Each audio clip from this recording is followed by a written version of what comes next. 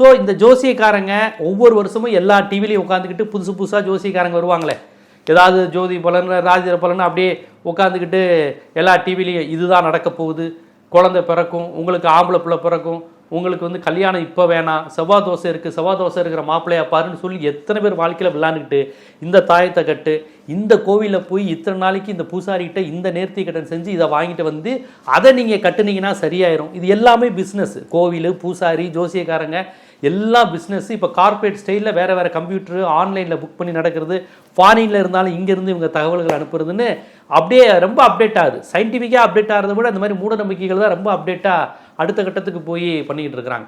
So நம்ம கையிலேருந்து Android ஃபோன்லேருந்து ஐஃபோனுக்கு மாறுறோமாங்கிறது முக்கியம் கிடையாது. இந்த மாதிரி மூட நம்பிக்கையிலேருந்து ஒவ்வொரு ஆண்டும் நாம் விடுபடுகிறோமா அப்படிங்கிறது தான் ரொம்ப ரொம்ப முக்கியமான விஷயம். இந்த மூட நம்பிக்கையிலேருந்து நம்ம விடுபட வேண்டியதுதான் அடிப்படையான விஷயம். ஒரு வருஷத்துலேருந்து இன்னொரு வருஷத்துக்கு போகும்போது புதிதாக என்ன கற்றுக்கொண்டேன், புதிதாக என்ன தெரிந்து கொண்டேன் அப்படிங்கிறது ரொம்ப முக்கியம். இந்த வருஷ தொடக்கத்துலேயும் எல்லா டிவிலையும் நடத்தியிருப்பாங்க, அது செய்தி சேனலோ எந்த சேனல், எல்லா டிவிலையும் யாராவது ஒரு ஜோசியக்காரங்க வந்து உட்காந்து இதை இது பண்ணிக்கோங்க, இந்த ராசிக்காரர்கள் பண்ணுங்கன்னு அதுக்கு இது அந்த நிகழ்ச்சிக்கு ரேட்டிங் எக்கச்சக்கமாக இருக்கும். அரசியல் விவாதங்கள் மாதிரி மக்களுக்கு பயனுள்ள மாதிரியான செய்திகளை விட ஜோசியக்காரங்களுடைய செய்திக்கு தனியாக குறிப்பாக பெண்களுடைய ஆதரவு பெற்ற நிகழ்ச்சியாக இருக்குது. இது வந்து ஒரு குறுகிய மனநிலையின் வெளிப்பாடு. உழைக்காமல் உடனே முன்னேறிடணும், நம்ம ராசிக்கு டக்குன்னு வந்துடணும், ஒரு ரூட்டில் ஒரு வருஷத்துக்குள்ளே பெரிய கோடீஸ்வரன் ஆயிரும். இந்த ஆசை வார்த்தைகள் தான் ஜோசியத்தினுடைய இது. அதை வச்சு தான் இந்த ஜோசியக்காரர்கள் யாரெல்லாம் சிஎம் ஆவாங்கன்னு முதற்கொண்டு இந்த ஜோசியக்காரங்களாம் பேசுவாங்க. சில ஜோசியக்காரங்களுக்கு விளம்பரம் போடுவாங்க. எப்படி தெரியுமா?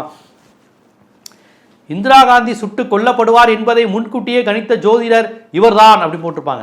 ஆனால் இந்திரா காந்தி சுட்டுக் கொள்வதை முன்கூட்டியே கணித்தார்னா கணித்து சொல்லியிருக்கலாம்ல, சொல்லியிருக்க மாட்டாங்க. கேட்டால் செத்து போனதுக்கப்புறம் சொல்லுவாங்க, இதை நான் வந்து அன்னைக்கே சொன்னேன், இந்த அம்மாவுக்கு துப்பாக்கி குண்டால் தான் சாவு அப்படின்னு. ஏன் சொல்ல வேண்டிய சீக்கியர்கள் அந்த தனிநாடு கேட்குறாங்க, அந்த இஷ்யூவில் நடக்க போகுதுன்னு ஒரு மாதத்துக்கு அலர்ட் கொடுத்துருந்தா கூட உளவுத்துறை இந்த ரிப்போர்ட் வச்சு காப்பாற்றிருக்கலாம்ல.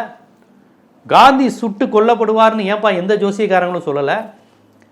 ஏன் நீங்கள் வருங்காலத்தை முன்கூட்டியே கணிக்கக்கூடியவர்கள் காந்தி, நீங்கள் பெரிய பெரிய விஷயங்களை விடுங்க, எல்லா விஷயத்தையும் நுணுக்கமாக சொல்ல முடியாதுன்னா ஒரு காந்தி சுட்டு கொல்லப்படுவார் அந்த மாதிரியான விஷயங்கள்